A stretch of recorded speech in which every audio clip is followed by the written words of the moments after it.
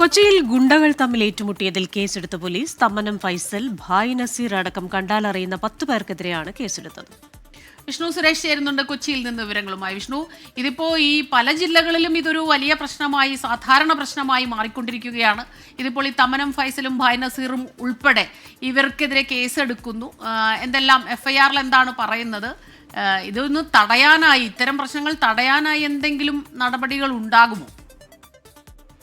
നീണ്ട ഇടവേളയ്ക്ക് ശേഷമാണ് കൊച്ചിയിൽ ഗുണ്ടകൾ തമ്മിൽ ഒരു ഏറ്റുമുട്ടൽ ഉണ്ടാകുന്നത്. ഇന്നലെ വൈകിട്ട് തൈക്കൂടം പള്ളിക്ക് സമീപമാണ് ഇവർ ഏറ്റുമുട്ടിയത്. ഒരു സുഹൃത്തിന്റെ കുഞ്ഞിന്റെ മാമോദിസ ചടങ്ങിന് എത്തിയതാണ് തമ്മനം ഫൈസലും ഭായ് നസീറും. അതോടൊപ്പം ഇവർക്കെതിരെ നിന്ന ചോക്ലേറ്റ് ബിനു എന്ന വിനു ജോസഫും തമ്മനം ഫൈസലും തമ്മിലാണ് പ്രശ്നമുണ്ടാകുന്നത്.